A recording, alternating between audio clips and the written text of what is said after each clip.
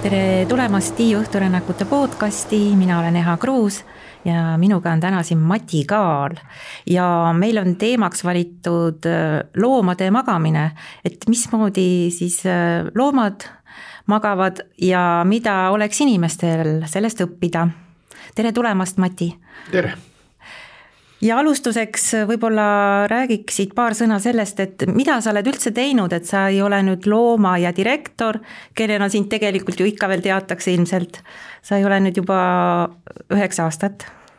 Jah, suvel saab 9 aastat ja isegi uskumatult on see aeg läinud. Ega igav ei ole olnud, sest et mingil määral ma käin vahel loomaaia abiks, kui neil ei jätku ekskursiooni juhte ja nad on siiamaani säilitanud võimaluse, et minu ekskursiooni võib ka eraldi tellida. Ja siis käin jõudumööda siin ja seal igasugustes väärikate ülikoolides ja muudes kohtades loenguid pidamas, kui tellitakse ja selles mõttes esimesel pensionipäeval tegin endale firma ja selle firma alt siis toimetan 2-3 korda aastas, mõni aasta rohkem, mõni aasta vähem käin siis Aafrikas reisijuhiks. Näitan ja räägin inimestele sealsetest loomadest, sest loomaaia elu jooksul on praktiliselt kõiki neid elukaid olnud võimalik tundma õppida ja selles mõttes ja muidugi ka siin kodumaal üritan natuke erialaselt toimetada, et näiteks nüüd hiljaaegu hankisin endale rajakaamera ja üritan sel suvehooajal siis üles leida siukest elukat, keda peetakse meil välja surnuks, aga keda ma kuskil 60 aastat tagasi olen ise sabast kinni hoidnud. Ja see on lagrits ehk oravhiir. Oravhiir, lagrits, ma kutsin ette, et see on mingi komm. Inimesed teavad rohkem seda kommi, mis on nagu lagritse nimelise taimega seotud, aga tuleb välja, et on ka siuke elukas olemas, unilaste hulgas väga tore elukas. Ja siis minu kunagine emapoolse vanaema ja vanaisa maja on siis Ageri lähedal metsas ja sellest majast ei ole küll enam muud järel kui ahervare, aga kuna kunagi vanaisa vanaema juures ma seda elukat nägin, siis võib arvata, et kui ta veel olemas on seal, siis ta on seal, sest see keskkond on talle sobilik, nii et ma üritan siis hakata üles otsima seda lagritsat, kuna käib vaidlus, et kas ta üldse Eesti loomastikust välja lülitada või mitte, samas loomaaed, ma tean, üritab teda ka taasasustada, sest loomaaias ta tehistingimustes paljuneb. Nii et selles mõttes ma arvan jah, et ja natuke teen aiamaal ka tööd nii jõudumööda, et igav ei hakka.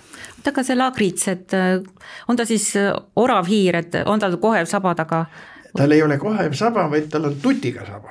Nii, aga milline see siis veel on? No see ongi nii, et see on peenike ja siis on valge kas meil mingit analoogi on looduses praegu? Valge tutt seal otsas ja tähendab, kuna ta on unilane, siis ta praegu pole mõtet teda otsida, sest et tal on talveuni ja siis kui ta kevadel üles ärkab, siis ma hakkan teda otsima. Ja ta on umbes niiviisi roti mõõtu selles mõttes nagu hiirest kogukam, ilus must silma või kulmu triip on tal ja ise on ta siukene mõnusalt hall, aga valge sabatutt on ja selles mõttes hästi, hästi meelde jääb elukas, kui teda korra näha. Aga rohkem siis nagu rott, jah? Selline ebameeldiv tüüp? Ei, tähendab, minu meelest ei ole ebameeldivaid loomi üldse olemas, aga tähendab, inimene tavaliselt lihtsalt ei vaevu vaatama ja neid ilusaid külgi avastama, aga see oravhiir ja miks ta on oravhiir just sellepärast, et ta ronib mööda puid.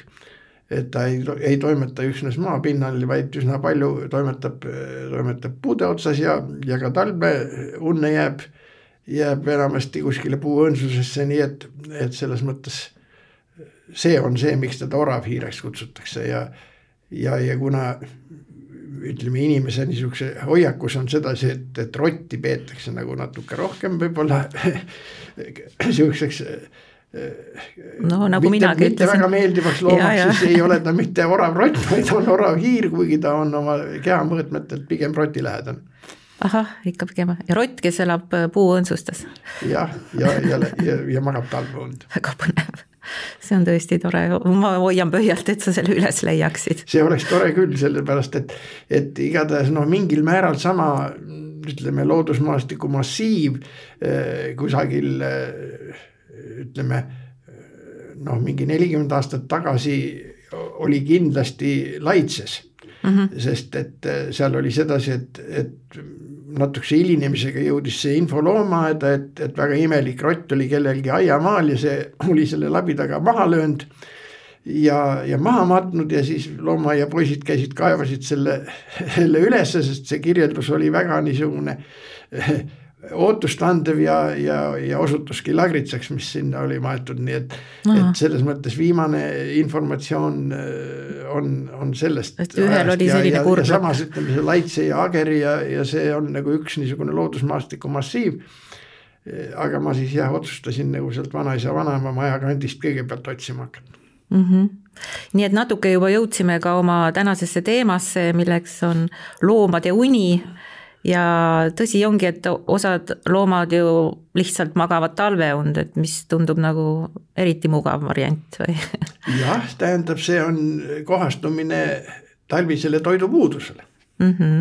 Ja selles mõttes, et kasukas võiks ju kaitsta ja nii edasi, kui küllaldaselt süüa oleks, aga need elukad, kes toituvad just väga niisugusest grammist, mida talvel väga leida ei ole, siis on mõistlik niisuguses tardumuses, et sedagi on mitu varianti, sest ütleme näiteks siil ja see unilane ja üks teine unilane võiks meil ka veel alles olla, aga tõenäoliselt see tõenäosus on palju väiksem, see on pähklinäpp, see on hiiremõõtu elukas ja siis Lõuna-Eestis võiks tegelikult ka kolmas unilane ehk kunel olla, et sealt on mõned niisugused andmed, et keegi ütleb, et jah, ma nägin auto eest jooksis läbi, sest Põhja-Lätis on täitsa olemas.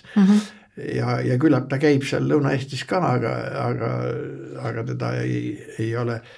Aga siis karu näiteks ja ka mõnes mõttes tähendab kodumaal eriti, mitte siin meil on kährik see, kellel on niisugune talliuinak, et see ei ole nagu päris, et nad ei lange niisugusesse tardumusse, vaid lihtsalt hoiavad energiat kokku, elutegevus ja ainevahetus lähevad väga minimaalse tempo peale, aga samas nad säilitavad kontakti välisilmaga, aga ütleme need samad unilased ja siil ja need on nii, et kui ta on ikka langenud talveunne, siis sa võid ta võtta ja lauanuka peale panna ja ta magab edasi, ta ei saa muhkugi aru ja ülesärkamine on siis väga aeglane protsess. Aga see on ju ka ühtpiisi ohtlik, et nad võivad kellegi saagiks langeda väga vabalt. Jaa, sellepärast nad enamasti otsivad selleks niisuguse koha, kus neid üles ei leitaks.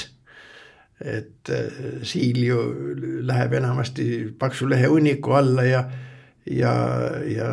need unilased, need otsivad siis niisuguse uru, kus nad ennast siis kerra tõmbavad ja sinna tartuvad. Ja mitte ainult imetajate hulgas, et niisugust tarduvat und on ka lindude hulgas näiteks, ütleme niisugune väga tore linnukene nagu piiritaja ehk piirpääsuke, tema elab suure osa oma elust ka lennates, sellepärast, et tal on nii pikad tiivad, et ta ei saa maapinnalt õhku tõusta. Ja siis ta, kui ta siis kogu aeg lennates elab, siis ta selge sööb putukaid. Ja kui ilm läheb nii külmaks, et sääsed ära kaovad, siis nad selle külma aja lihtsalt oma pesas tartuvad ja ainevahetus läheb nii madalaks, et need saavad niiviisi hakkama ja siis, kui jälle olud paremaks lähevad, siis hakkavad. Jah, vot. sellega inimene hakkama ei saa. Ei saa ja noh, kahepaiksed ja roomajad ja need kõik ju tegelikult talveks lähevad talveunne. Jah, aga kas on üldse tehtud mingeid põnevaid uurimusi selle kohta, et kuidas loomad magavad? Jah, eks ikka inimene on uurinud igasugust loomade tegevust ja uurinud seda, kuidas nad magavad ja kui palju nad magavad ja nii edasi. Et selles mõttes uni ja magamine on tegelikult kõikidele organismidele väga oluline, sest et see on aeg, kus siis vahepeal aktiivse elu käigus tasakaalust ära läinud ainevahetus ja organismi kogu tegevus korrigeeritakse ja viiakse uuesti tasakaalu. Ja kui seda magamist ei ole küllalt või ei saa õigel ajal, siis ei ole võimalust seda niisugust ainevahetusprotsesse tasakaalustada ja see hakkab tervise peale. Aga milliseid magamisviise on üldse siis olemas, et ma kuskilt lugesin, et linnud võivad lennates magada, et kas see tundub kuidagi väga ebareaalne? Ei, seal ei ole ebareaalselt midagi, sellepärast, et võtame kas või niisugused linnud nagu albatrossid. Nemad ju mõne aasta tagant tulevad pesitsema sinna samasse, kus nad on üles kasvanud ja koorunud ja ülejäänud aja nad veedavadki ju ookeani kohal lennates. Ja siis ongi nii, et pannakse autopiloot peale, kuskile kokkupõrkamise võimalust eriti ei ole ja ülejäänud organism siis saab vahepeal siis sättida oma tasakaalu paika. Tiivad peavad ju ometi liikuma. Ei pea, sest nad ju on lauglennul ehk hoiavad tiivad laiali ja kui nad on siis ennast niiviisi õige õhuvoolu hoovuse peale asetanud, siis see kannab neid edasi, tal on vaja ainult säilitada seda tiiva asendit. Ja kui siis peaks mingi järsk muutus olema selles õhuvoolust, siis ta selle peale ärkab üles ja siis korrigeerib oma seda. Huvitav, kas on juhtumeid, et nad on alla kukkunud? Ega see väga hull ka ei ole, sest et nad on samas üsna head ujujad, aga kuna nendel on väga pikad tiivad, siis selleks näiteks, et kas või vee pealt lendu tõusta, on neil vaja väga pikalt jooksta mööda veepinda. Et siis saaks sinna tiiva alla selle õhutõukejõu tagasi. Nii et midagi hullu ka ei ole, kui nad siis alla peaksid kukkuma, aga see on jälle asjatu energiakulu. Ja üldse on ju sedasi, et näiteks kui rääkida nende inimestega, kes näiteks teises maailmasõjas olid ja pidid väga pikki jalgsi rännakuid tegema, siis nad jutustavad ka seda, et nad magasid käigu pealt. Hoidsid ühe käega voorivankri servast kinni ja kõndisid ja samas magasid. Võt see peab ikka tõesti väsimus ja uni olema. Ja see peab olema väsimus, aga organism on üldiselt nii sätitud, et ta naljalt ei lase ennast rivist välja viia, et kui lõpuks see on nii nagu mobiiltelefoniga, et kui saab nii tühjaks ja sa ei märka, siis ta ühel hetkel viskab ise ennast magama ja jätab nii palju seda voolu alles, et kõik need mällu pandud asjad alles jäävad. Ja samamoodi on organismiga, et siis kui see hakkab juba muutuma eluohtlikuks, see segadus seal ainevahetuses, siis ta hakkab juba nagu sundkorras seda tegema ja kui siis on mingi niisugune olukord, et seda võimaldatud ei ole, siis see võib lõppedagi surmaga. Kas inimeste peal ilmselt katseid pole tehtud?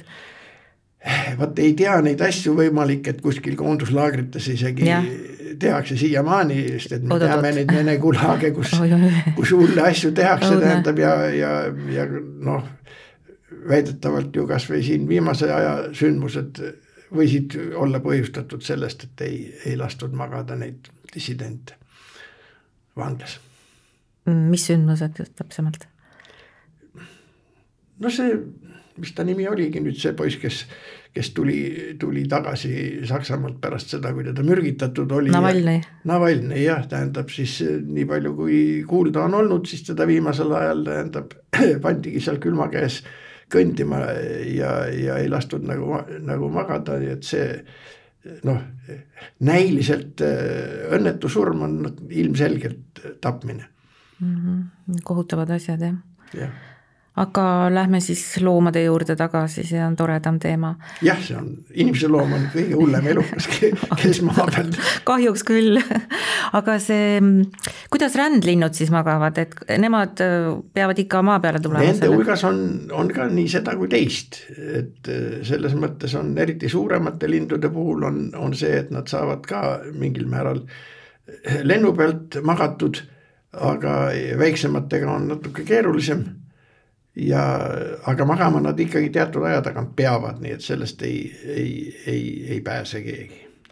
Ja kui me räägime siin nüüd lennu pealt magamisest, siis sama hästi võib ka ujumise pealt magada ja vees magada nii vee all kui vee peal, sest ütleme näiteks hülged, nendega on niiviisi, et nad võivad magada kalda kividel, võivad magada nagu õngekork vee pinnal, aga võivad ka magada lihtsalt nii, et viskavad külili mere põhja ja magavad. Kõige magajad.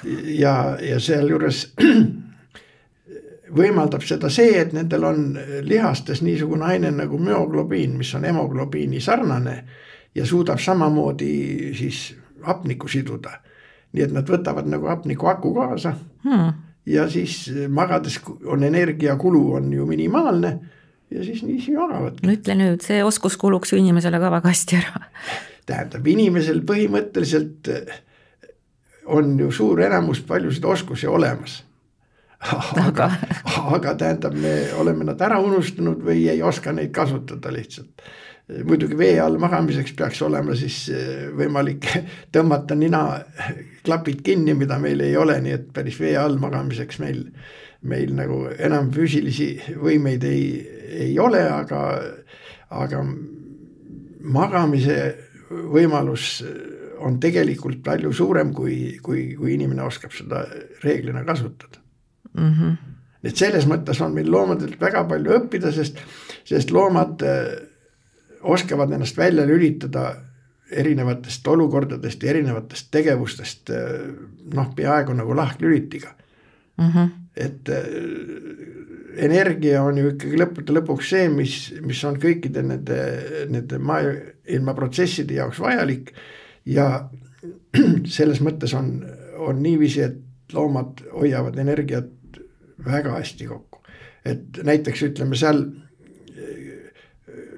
võtame, ma nüüd siin viimasel ajal Aafrikast palju käinud, toon Aafrika näited, et maailma kiiremad jooksjad on ühelt poolt siis gasellid ja teiselt poolt siis gepard, kes on tõesti maailma kõige kiirem jooksja, vist 118 kilomeetrit tunnis on mõõdetud.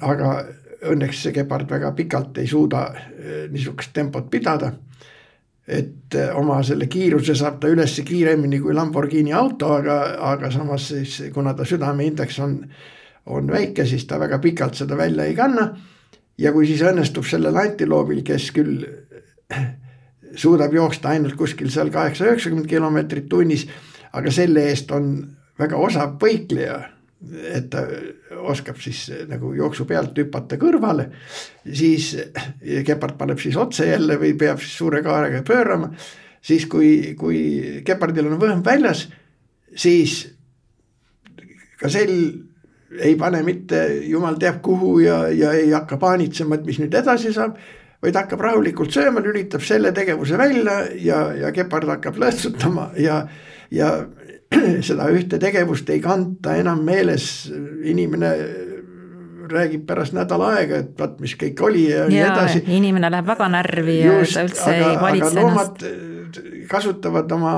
võimeid ja võimalusi olukorrast lähtudes ja kui see olukord muutub, siis ta lülitab ennast krapsti ringi ja tegeleb sellega, et uuesti energiat koguda. Mõte. Ja see on asi, mida inimene peaks ilmtingimata õppima. ja püüdma rohkem elada hetkes, aga mitte mõtlema selle peale, mis juhtus ja mis veel tulla võib ja nii edasi, sest et sellest mõtlemisest ei ole ju mitte tuhkugi kasu, aga kasu oleks see, kui sel ajal ennast taastada hoopis ja olla võimeline tulevikus reageerima nagu vaja on. No see oleks jah, see on õige, aga meil on mingi programm peale pandud, et me tegelikult närvitseme nii õudselt ja sellest tekivad kõik need depressioonid. Tähendab, see on jälle asi, et selle kaela on asi hea ajada, et programm on peal ja ma ei saa, tegelikult saab küll. Et kui inimene püüab enda seda mõtlemist nende samade loomade eeskujul sättida ja kui üks olukord ja tegevus lõpeb, siis selle kõrvale heita ja mitte tegelda selle asjaga liiga pikalt pärast, väikselt võib ju analüüsida, aga seda ei saa kaasas kanda. Aga inimene läheb magama ja selle asemel, et uinuda, hakkab mõtlema selle peale, mis oli ja siis hakkab mõtlema, et oi jumal, mis veel tulla võib, eks ole, aga seal juures vanasõna ütleb ka, et enne pole mõtet hunti karta, kui hunt näha on. Et selles mõttes see on väga, väga tark vanasõna ja siis ongi nii, et tuleb suruda endal need asjad peast ära ja kui tekib see harjumus, et saab niiviisi kõrvale heita, siis inimene jääbki magama ja organism sätib enda protsessid tasakaalu. Jah, see on kõige hullem olukord, et ta tahaks magada, aga ta ei saa sellepärast ja ta raiskab selle aja ära ja siis ta asi kuhjub veel hullemaks. Just, ja mitte ainult aja, vaid kõige hullem ta raiskab ära oma energia. Ja oma elu lõpuks. Ja lõpuks oma elu, nii et selles mõttes, sest kõik siin ilmas tegelikult on energia ja seda peab arvestama. No jah. Ja muidugi Aga kuidas siis loomada, kuidas see antiloobil õnnestub siis? Mida ta teeb seal oma ajus? Ta lülitabki nagu lahklülitist selle olukorra. Kus see lüliti asub, ma tahaks teada. et selles mõttes, sest et need, kes ei lülitanud, need söödi ära. Need on juba ära söödud. Just. Nad meid ei sööda ära, siis nagu ei ole. Me oleme tähendab tegelikult, inimene on praeguseks maailma kõige laiemalt levinud ja kõige arvukam selgroogne loom. Ja selles mõttes järgmisel kohal on rändrott, kes on tänu inimesele, hea teada. kes on tänu inimesele temaga koos inimkaaslejana, sest looduslikult tegelikult rändroti kodu on Mansuurias ja seal ta elab niisuguses kergelt soises võsas ja ei ole üldse inimesega seotud, aga omal ajal ta on siis niiviisi purjelaevadega tassitud mööda ilma laiali ja praegu praktiliselt peale Antarktika vist on ta kõikidel mandritel olemas ja ma ei ole kindel, et mõnes pagana polaarjaamas ei juhtu olema teda ka seal. Et saavad isegi seal hakkama. Aga ja muidugi nii nagu paljude elukatega, keda inimene on vaenanud, siis nad on pidanud ennast kogu aeg ju nagu täiendama. Aga inimene on leiutanud abivahendeid. Ja selles mõttes, kui nüüd seda rändrotti, kes siis on üle ilma inimkaaslejana võrrelda sellega, kes elab seal kodus Mansuurias, siis see inimese poolt laiali veetud rändrott on palju plastilisem ökoloogilises mõttes kui see, kes seal looduses elab, sest et tal kõiki neid asju, mis inimesega võitlemiseks vaja on, pole seal lihtsalt vaja. Ja sama lugu on kas või näiteks hundiga, et kui me saaks praegu nagu ajamasinaga keerata mingisuguse niisuguse kiviaegse hundi endale ette, siis see on äratundmatuseni teine kui praegune susi, keda inimene on kogu aeg vaenanud ja kes on pidanud sellest tulenevalt ennast kogu aeg täiustama. Nii et nad on tegelikult inimese poolt täiustatud variandid. Jah, just. No võt. Ja inimene on kõige rohkem hunti täiustanud muidugi koera aretusega, sest tegelikult koer ei ole ju midagi muud kui koduhunt. Ka see mingi polonka või pisike puudel, sellel on väikse kere, see on hundi hing. Jaa, väikestel koertel veel eriti. No sellepärast, et seal nagu seda tegurit, mis võiks teist hirmutada, et sa oled suur ja kole, seda ei ole, siis ta peab selle tasa tegema. Kompenseerima, jah. Aga on ju veel magamisviise looduses, et osad lülitavad poolaju välja endal. Ja no tähendab selleks, et siis oma loomulikku elu elada ja samas siis ikkagi seda elutegevust ja ainevahetust korrigeerida selleks, no on väga palju erinevaid viise, et on neid, kes siis magavad pikalt jutti ja on neid, kes magavad väikeste ajalõikude kaupa. No inimeste hulgas räägitakse, et näiteks Napoleon oli maganud vist kas 6 korda päevas paari tunni kaupa. Aga siis loomade hulgas on seda niisugust jupiti lühiajalist magamist on üsna laialt levinud ja siis ei jäägi muud üle, kui oleneb sellest, kes võib sind ihaldada.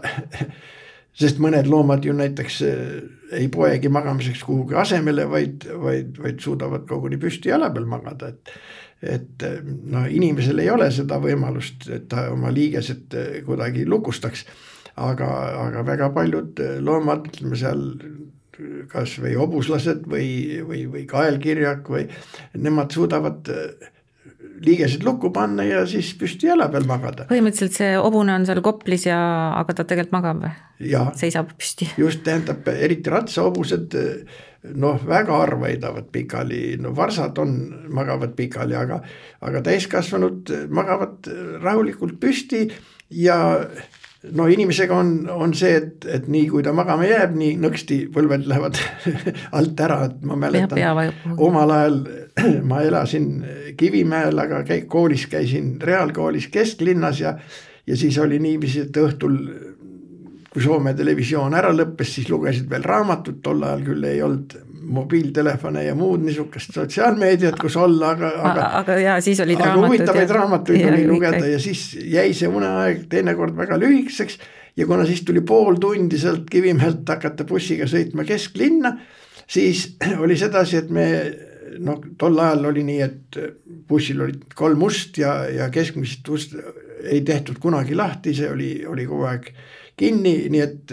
peale tuli tulla tagant ja välja tuli tulla eestuksest ja keskmist ust ei teinud keegi lahti ja siis oli kõige mugavam oli siis selg vastu ust sinna sellesse ukse auku jääda ja siis kippus uni peale ja nii kui magama jäid, siis jälle nõksti põlved tegid nõksu, ärkasid üles, nii et selles mõttes on, aga kaelkirjak ja hobused näiteks, nemad suudavad rahulikult niiviisi magada.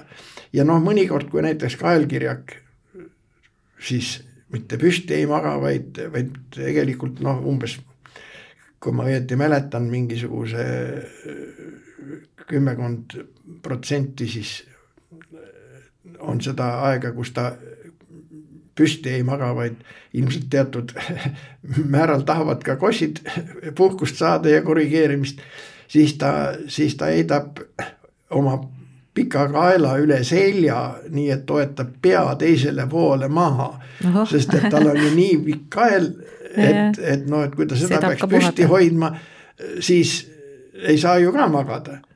Nii et, aga muidugi see asend on nüüd kõige ohtlikum. Sest sellest asendist kaelkirjakul püsti saada on väga vaevaline ja aeganõudev ja kui siis kiskja peaks teda ründama selles olukorras, siis on pääsu suhteliselt vähe ja sellepärast nad valivad selle koha, kus nad siis niiviisi magavad sedasi, et seal väga lähedalt ootamatult keegi tulla ei saa ja siis tihti ongi nii, et kui üks on siis pannud selle pea, siis teine ikkagi samal ajal nagu väga suur kari niiviisi ei maga, et siis on kellelgi silm peal ja saab nagu kohe reageerida ja jälle inimesed on kaua aega arvanud, et kaelkirjakud on tummad ja ei suhtle omavahel. Praeguseks on selgunud, et nad suhtlevad infrahelis. Ühesõnaga meie kõrv ei suuda seda nii madalat võnkumist tajuda, aga nemad suudavad sedasi suhelda ja mitte ainult nemad, vaid mitmed muud elukad ka, näiteks elevandid üsna palju suhtlevad infrahelis. Nii et meile jääb palju asju tabamatuks hoopiski. Ja no sest, et me ei adu ei seda infraheli ega ka ultraheli, mida jälle samal ajal nahkhiired ja mitmed muud elukad, delfiinid ja nii edasi kasutavad, nii et selles mõttes meie meeled on võrreldes paljude muude elukatega on suhteliselt täntsid. Et see ei ole mitte ainult kõrvakuulmisega niiviisi, vaid ütleme näiteks pilt on umbes sedasi, et kõige parema haistmisvõimega inimene tunneb võib-olla mingisuguse paar promilli sellest, mida kõige kehvema haistmisega hunt. Nii et selles mõttes on ja ütleme, meie silma eraldusvõime on suhteliselt nadi. Ütleme, kui näiteks suur kotkas on läinud nii kõrgele tõusvate õhuvooludega, et meie ei näe seal enam isegi teda täpina, siis tema näeb veel rohuse siirt. No võt. Nii et selles mõttes inimene... Et sulle looduse kuningas? Ei, kuningas ta kaugelt ei ole. Selles mõttes see on niisugune väga, väga isekas arvamus, mis absoluutselt paika ei pea. Ja see, et inimene arvab, et mõni loom on loll, ei tähenda, et need loomad lollid on, nad lihtsalt neid asju, mida inimene peab enda jaoks väga oluliseks, oma eluks ei vaja. Aga samas inimene ei suuda väga paljusid asju ligi lähedaseltki sooritada, millega saavad nemad hakkama, sest see on nende eluks väga vajalik. Kas üldiselt võibki teha sellise või see vastab tõele ilmselt, et need, kes on saakloomad, nemad magavad hästi nagu lühikesi unesid ja need, kes on kiskjad, kes ei pea kartma, need magavad kaua ja pikalt. Ja üldreeglina küll, üldreeglina igatahes ja näiteks miks lõviloomade kuningas on, ma arvan, et mitte millegi muu pärast kui selle pärast, et nad magavad 20–22 tundi ööpäevas. No võt, see oleks tore. Et kes peale kuninga võib endale niisugust luksust lubada. Aga samas ütleme, need jutuks olnud kaelkirjakud, nemad magavad ööpäevas 2–4 tundi. See tähendab seda, et nende see magamise intensiivsus, mille jooksul nad korrigeerivad oma seda elutegevust, see peab olema palju intensiivsem kui ütleme sellel lõvil või meie oma kodukass magab tegelikult enam kui 10 tundi päevas. Ja muidugi loomad siis valivad omal magamiseks erinevad paigad ja positsioonid. Näiteks kui omal ajal ma üsna palju loomaaia-töö kõrval ajasin hundi jälgi ja ilvesi jälgi metsas ja siis näiteks kui ajada hundikari ülesse, siis lumisel talvel on seda hästi näha, siis on näha, et need magamisasemed on niiviisi, et kusagilt puudub seda naaberisendit mingi kehanukk. Nii et kui mingi oht on ja üks karjast püsti kargab, siis see informatsioon on sekundiga igal pool ja kõik kargavad püsti. No ütle nüüd, et sellistes asjades on nad nii targad tegelikult.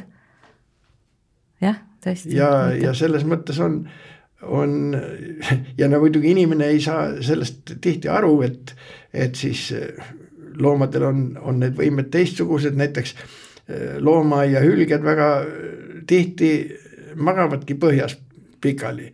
Ja siis on olnud seda, et hommikul esimesed külastajad helistavad, et teil on hüljes öösel ära uppunud.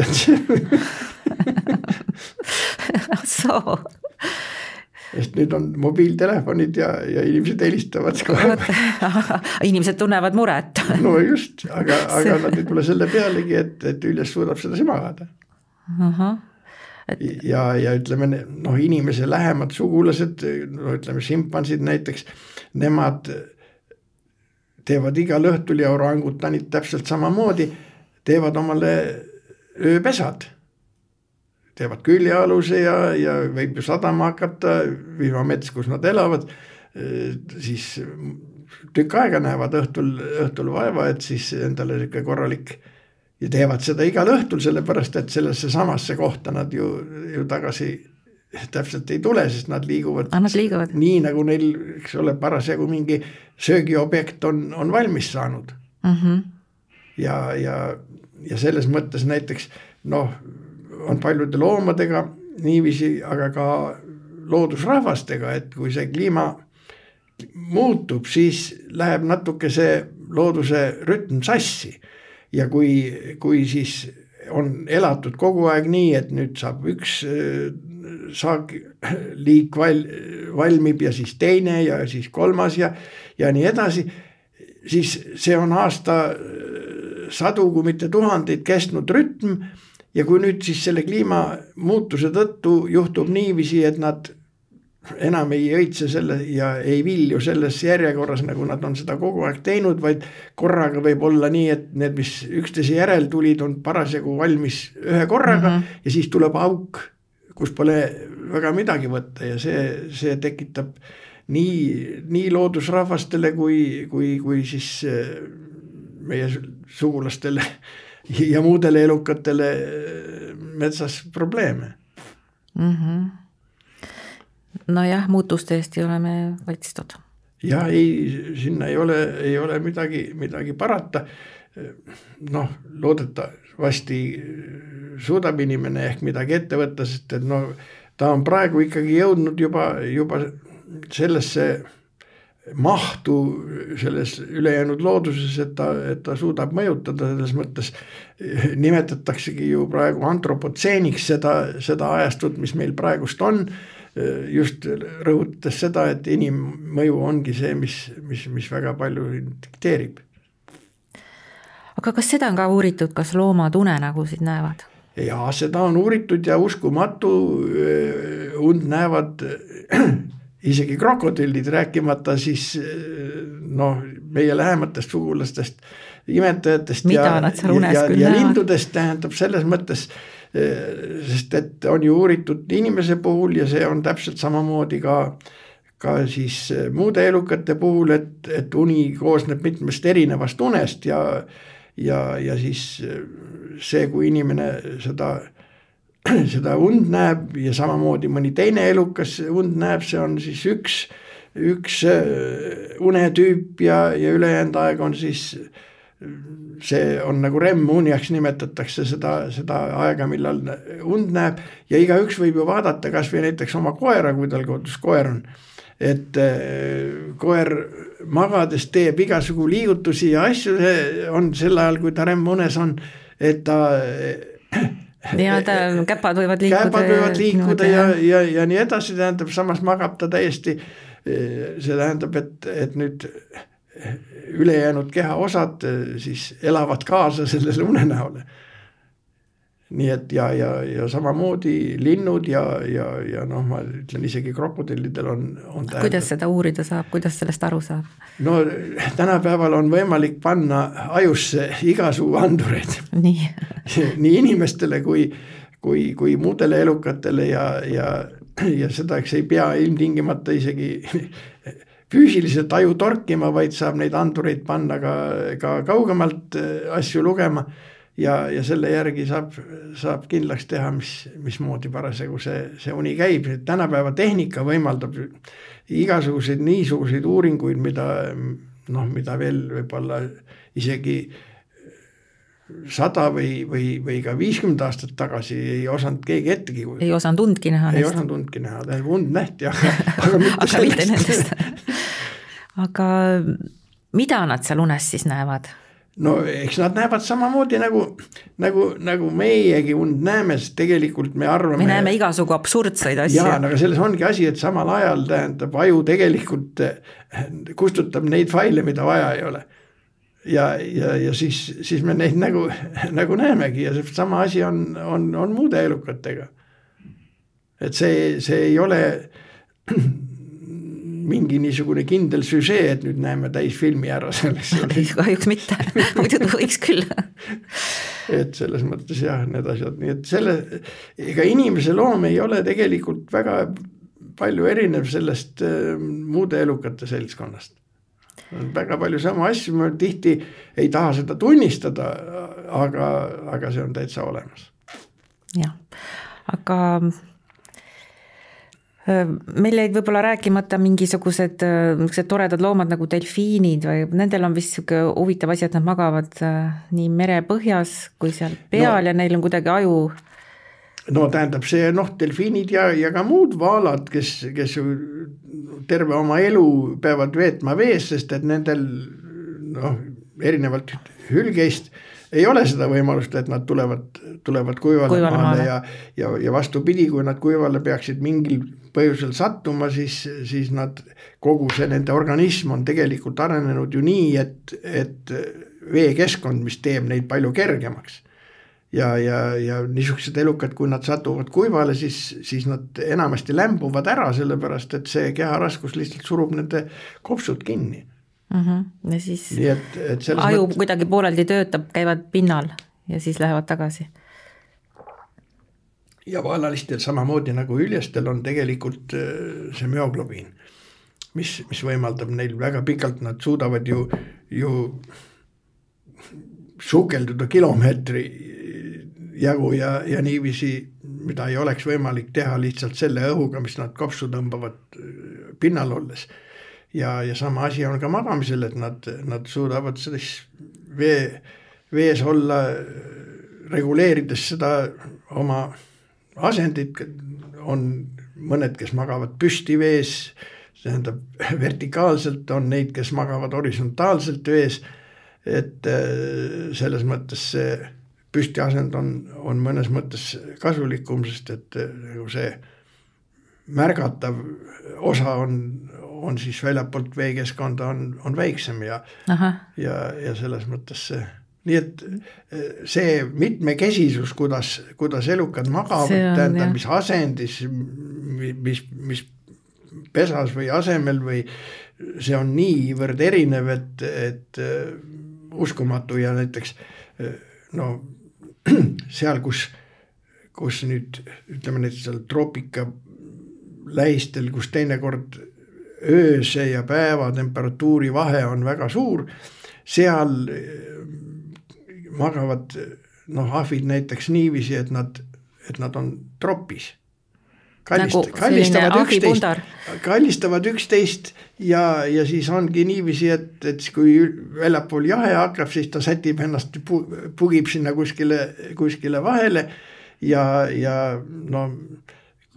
mul on olnud ka võimalus ükskord Indias hommikul siis jalgrattamatk rahvuspargis teha koos kohaliku giidiga ja siis oli hommikul päikse tõusul, kui siis meie sugulased ahvid hakkasid üles ärkama, siis nad olidki puuarude vahel sättinud ennast niiviisi üksteisest kinni hoides ja üksteist emmates ja siis hakkasid ennast sealt lahti arutama.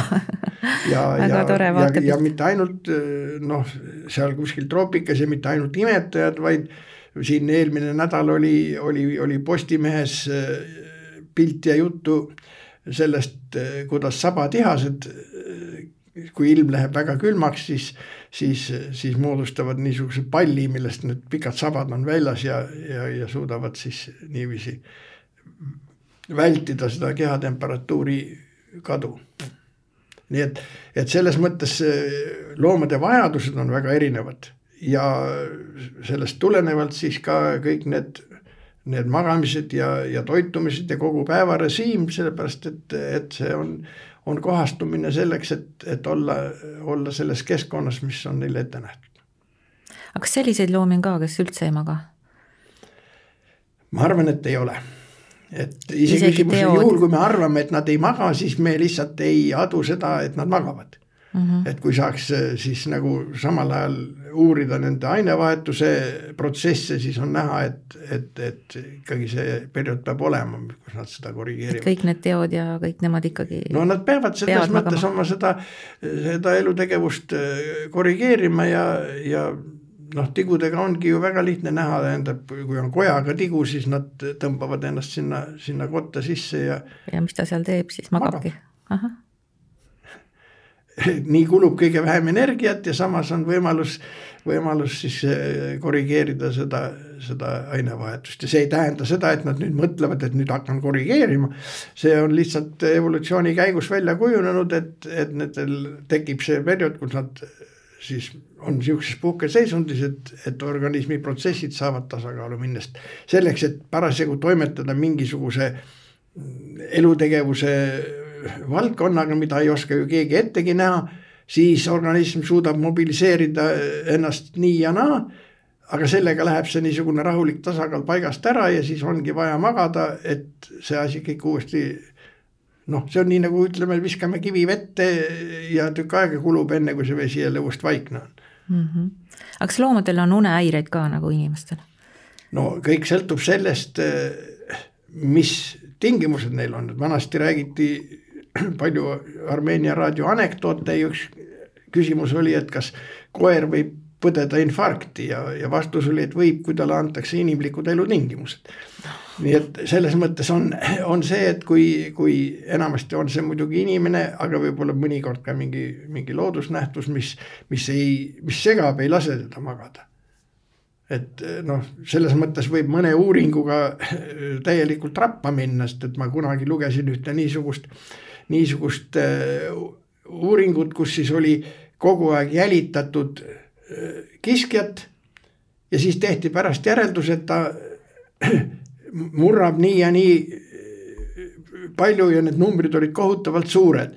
Aga tegelikult oli põhjus selles, et inimene oli tal kogu aeg sabas ja kui ta murdis, ta ei saanud seda sööma hakata, et ta aeti sealt jälle ära ja siis tal järgmine võimalus, kui tekkis, siis ta proovis jälle sööma hakata ja niiviisi võib inimene ju muuta kogu seda protsessi ja sama asi on ju ka magamisega, et kui inimene, nii nagu nendes sel Navalnõil või kellelgi teisel vangilaagris tehakse, et sind magada ei lasta, siis ei ole midagi teha, siis lihtsalt ükskord ütleb organism üles.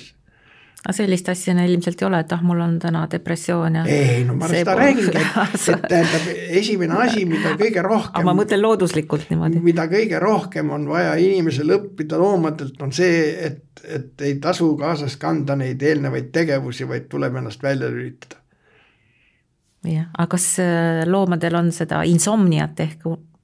Kas nad unes võivad kõndida nagu inimesed? Tähendab, ma arvan, et ma ei ole küll uurinud seda asja, ei ole ka ühtegi uuringut lugenud, aga ma arvan, et miskigi asi, mis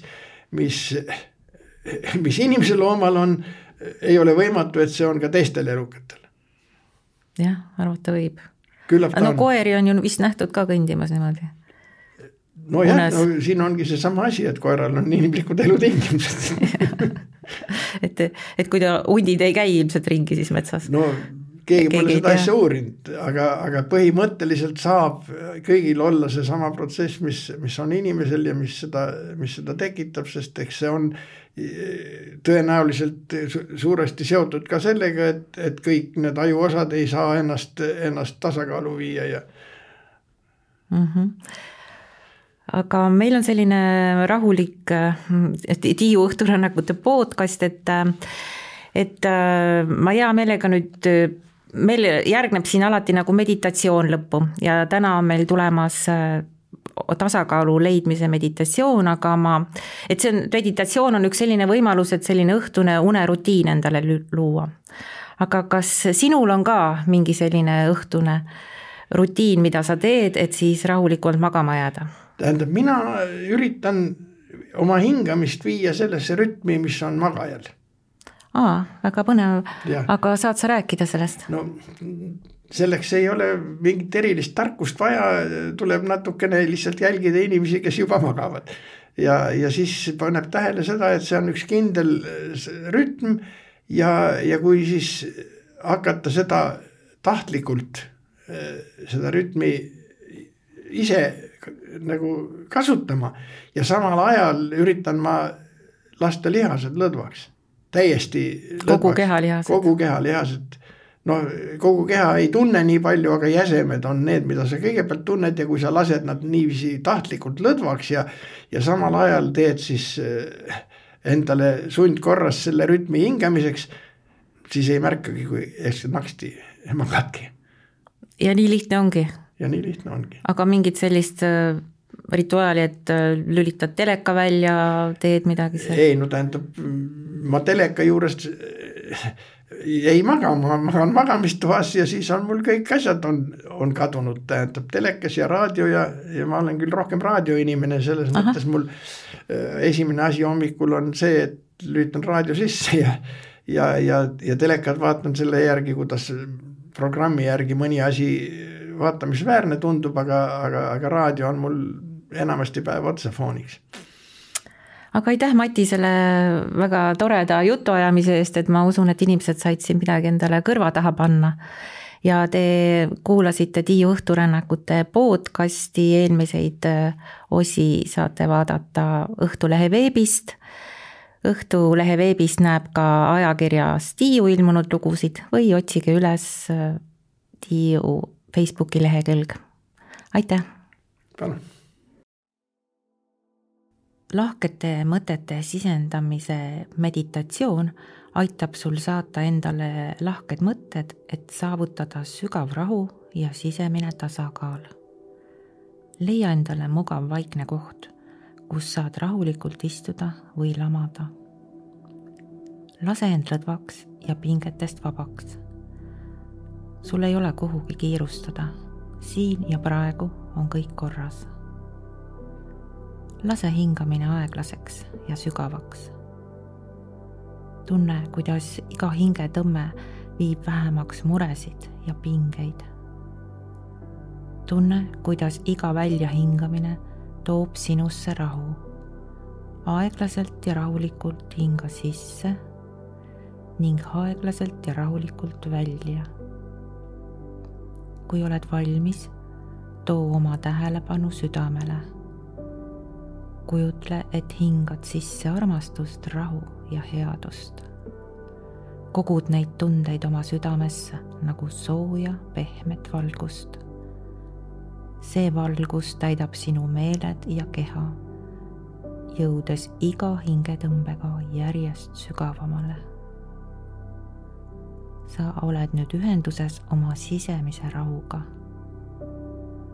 Kujutle nüüd, et sa oled iseenda parim sõber.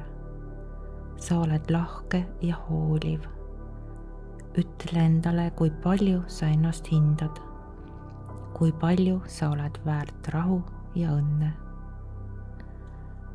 Ma luban endal puhata. Minu keha ja vaim on väärt rahu. Siin ja nüüd olen valmis saama seda rahu. Olgu mu öö rahulik ja lõõgastav. Korda neid lauseid oma südames nii, nagu ütleks sulle neid su sõber. Tunne, kuidas iga sõnum täidab sind soojuse ja armastusega. Sa väärid kõiki neid häid tundeid. Iga kordamisega muutub su keha rahulikumaks. Kui esile kerkivad mingid pinged või mured, mis sulle rahutust toovad, lase neil lahustuda. Ära hakka nendega võitlema. Lase neil minna, keskendudes oma lahketele ja hoolivatele mõtetele.